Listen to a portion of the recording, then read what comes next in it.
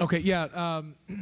First off, I just want to say that I think Ed Conroy does just a great job with Tulane. I think they're very well coached. You know, he's really, really good. They do a great job. He's one of the, you know, great coaches in the game, and their teams are so hard to play against all the time, and they got, you know, good players. And this league has got, you know, has really good coaches in this league, and so I just wanted to make sure I said that on Coach Conroy, because he's one of the, you know, one of the best coaches in this league, and he's known around the country as just a tremendous coach. Regarding us today, I was really proud of our young men. I thought we, you know, we battled. You know, we did a great job of valuing the ball for the most part of the game. Only 9 turnovers. One of them at the end there was because of me, so really 8. And then we had, you know, 10 yesterday. So you're talking under 20 at the pace and speed that we play at. That's at a high level of us valuing the ball with our pace that we're playing at. Bottom line, though, is defensively, we're just guarding the right way. Like I said, our first 17 games, we were one of the 10 best teams based on numbers defensively. And then we just had slippage. We stopped guarding the ball screens well. We didn't shrink the floor. We weren't in the gaps. We just weren't good defensively. We had slippage, and that's why we became inconsistent. In the last few weeks, we've gotten back to who we are is a defensive identity, and that's why we're much better right now is because of our defensive presence on the defensive end. To the 3 gentlemen to my right, Dedrick Lawson was terrific. I feel bad that I took him out because he was 1 rebound away from his 17th double-double, which have tied Keith Lee. So we'll have to try to get that tomorrow, you know, but because Keith Lee has 17, most for a freshman in Memphis history. Dedrick's got 16. But I thought Shaq, you know, we fed Shaq early. He was active and really got us going active early and helped us get a lead early. And then I thought Markel Crawford, I talked to him this morning because Avery Woodson did not play, and I said, this is an opportunity for Markel. Markel, you got to step up. And you're a great player, and you're talented, and you're a world-class athlete, and you got to be big for us on the glass. And he was terrific tonight. 10 points, 10 rebounds, double-double. Plus he had 3 assists and no turnovers. So really proud of Markel. Really proud of all the guys. Great win for us. And we know tomorrow versus UConn, they're a great team, very well coached by Coach Ollie. You know, he's one of the best coaches, and they're tremendously talented. And we know we're going to have to play a great game if we would have an opportunity to beat them. So we're going to have to play great, and but we're excited about the challenge, and you know it should be a high-level game with against 2 high-level teams tomorrow afternoon. Please raise your hand for questions for the players. This question is for Shaq. Obviously, you were on the bench. Mic check. You were on the bench there towards the end of the game, probably for rest purposes. And you guys looked like you were having a lot of fun, though. You guys were enjoying the game. How long will you guys allow yourselves to enjoy the fact that you've made it to the championship game before you guys re-gear, knowing that you still need to win that game to get? Well, I know me personally, I was talking to Nick Marshall. He was like, we're going to the ship. We're going to the ship. I said, no, we're going to win. It means S-H-I-P. Ship. Ship. Yeah, ship. Yeah, I'm sorry. Yeah. Ship. Championship. I wouldn't allow. I don't curse, so we wouldn't allow that from our players. We're going to the ship. Yeah. We're going to the ship. And I said, you know, Nick, we're going to win the championship game because I've been there with Coach, and it's easy to just, like you said, be in that moment of getting there instead of worrying about winning the game. So I know me personally, I'm ready to, you know, I'm going to enjoy the victory with my brothers tonight. We're going to sleep on it and be ready first thing tomorrow morning. So it shouldn't last long. Shaq, right. Being the senior on this team, you're the energy plug, you know, and, you know, these last moments are your last times with your teammates and your last time to try to win a championship. So are you that much more focused, you know, every time you guys bounce the ball? It's really a hard thing to do, to be, you know, to keep that tunnel vision all the while, you know, being relaxed at the same time. But we have a great mind coach in Greg, and my teammates do a great job of letting me know, you know, one play at a time, We're going to do it together and just relax. So I have tunnel vision, of course. I'm excited. I have the, the butterflies of maybe this could be my last game. I say that before every game. Maybe this could be my last game, just throwing it, being realistic with myself, all while enjoying the moment and embracing it with my brother. So it's hard, but I have that tunnel vision, and I'm relaxed at the same time. Diedrich, Coach talked a little bit about the inconsistency that you guys have had throughout the season. What was the mentality like coming into today's game after putting on such a strong performance yesterday to get to this point? Me personally, I treat every game like one game and it's over with. And me and my brothers, we do the same. Like Shaq said, we talk to the mind coach. He taught us about one play at a time, one shot at a time, and just taking everything as one as a whole. And just when we win, we put it in the past and we got to regroup.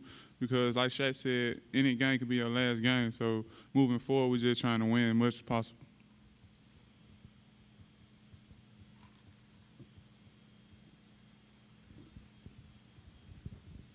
Shaq, a few years ago, you guys played in a midseason tournament here in Orlando. You guys ended up winning that tournament.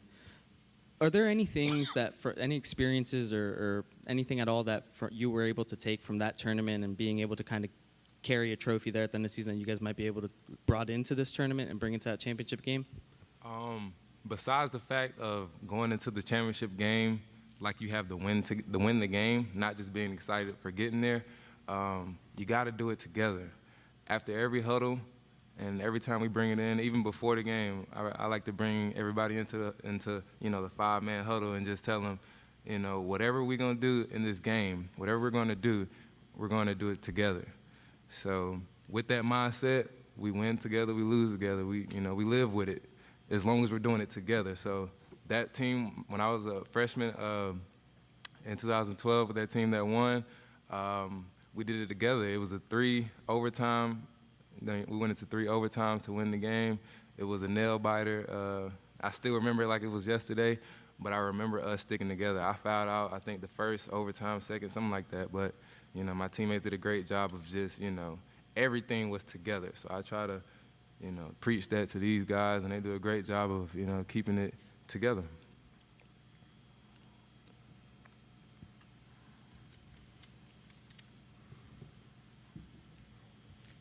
I was going to wait for this question at the end. Diedrich, I think it was like on the far left baseline, you made a move. Was that like a little bit of sham God that you threw, like when you were on the perimeter and you shot, is that what you did? Because it looked like you threw it and then, brought the ball back and then let it go. Normally, when defenders see the ball, like you throw it out, they try to reach it, and I just brought it back before he could get it. Not just a little step back and a little fade. It would rather foul. Did you slip? And I did slip. He made the floor wet. Thank you, gentlemen. Thanks, guys.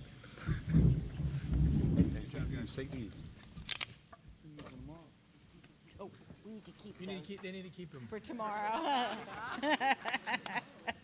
For tomorrow. Thank you so much. Congratulations. And also, just in case, win or lose tomorrow, if I don't have time to say it, I do want to give a shout out to. I thought the host city's been great. And it's not just because we've won 2 games.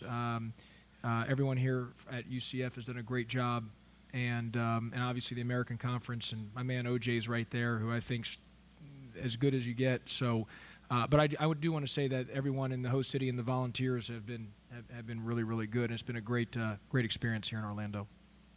Thank you, Coach. Please raise your hand for questions. Coach, as I mentioned before, Shaq, I think last 9 minutes of the game, you had him on the bench, some of the starters as well, I'm assuming for rest.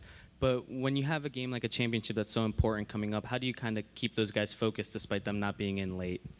Well, I mean, they're 18 to 22-year-old young men, and you're in that moment of the game. You're trying to beat Tulane, not worrying about the next game, and guys are having fun, and I believe the more positive energy that we can have, the better. And look, we've been inconsistent this year, like as I've mentioned, and obviously there's been a lot of negativity that we've encountered, and rightfully so in a lot of areas on based on some of our some of our games that we dropped, and so it's good to see those young men have a good time and enjoy the win, and not take it for granted,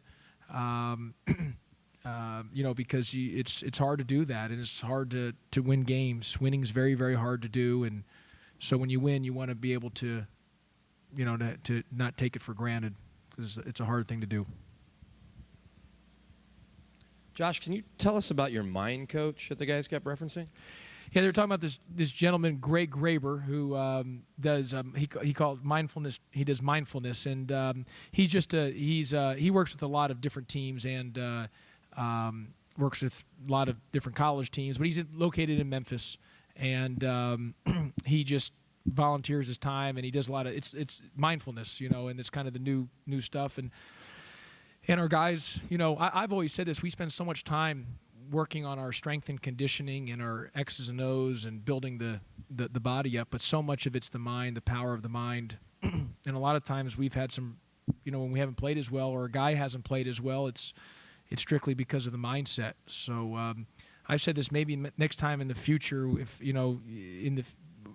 if I have openings on staff, maybe I need to, instead of hiring a basketball assistant, actually hire a sports psychologist, or I mean literally, because so much you're dealing with just the mind of it, and dealing with players, it comes down to dealing with so much with the mind. So, but they're addressing that gentleman by the name of Greg Graber. He's a Memphis guy and does a great job and works with a bunch of teams. Question.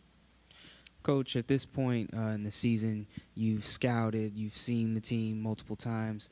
You kind of started to get a little bit hot, and Daniel Hamilton in particular the last few games has been pretty on. What is it about UConn that makes them so difficult to defend and play? UConn's good. They got really good talent, and they got guys that can score. I think Jalen Adams is an excellent guard. I think he's going to be a guy like Nick Moore is in the league, where he's just that type of guard, that level. I mean, you can see how good he is. Everyone talks about the half-court shot he made yesterday, but he made some other big-time shots and plays that not everyone talks about, because everyone talks about that one shot. He's really good. He made some big plays again today. Hamilton's just excellent, and he's a tough matchup. And you got Gibbs, you got Purvis. I mean, they're good. Calhoun can shoot the ball. I mean, they just are a very good, well-coached, high-octane offensive team, and we're going to have to really defend. And we're going to have to do a great job against them if we're going to have an opportunity to win the game. We just have time for 2 more questions. The gentleman in the back, and then we'll take it from you. Yeah. So along those lines, did you see anything different from UConn in this so far in this tournament from your previous 2 meetings? Look, and when you're going back to back, and now back to back to back, I don't know how much it comes down to the X's and O's. I mean, really, how much strategy you're going to be able to do. It comes down to the Jimmies and Joes. We're going to have to get it done on the court, and it's going to come down to the players making plays. It's just going to come down to the Jimmies and Joes, not as much the X's and O's. Coach, last question. Coach, congratulations on the victory. The next 16 hours, talk a little bit about the preparation that you will put into tomorrow's game, and what will you tell them before the game for a chance to go to the NCAA tournament tomorrow? I've been fortunate that when we were in Conference USA, we had won 3 conference tournament championships. The difference is we would based on the TV schedule, on that Saturday morning for the championship, we'd play literally at 10 a.m. One time in El Paso, we had to play at 9 a.m., and our game ended about 7 p.m. We had to get the guys up at 6 the next morning. So, at least we have a little more time to sleep in the morning than those periods. But, bottom line is we just got to, get ourselves, get off our feet, go back and watch some film, talk about some things, maybe a minor adjustment here and there. But in the end, I mean, we're going to have to play well, and we're going to have to, our guys are just going to have to flat out get it done. I mean, it's going to come down to the players making plays, and we're going to have to do a great job of defending a very, very good and talented UConn basketball team. Thank you, Coach. Okay, thank you.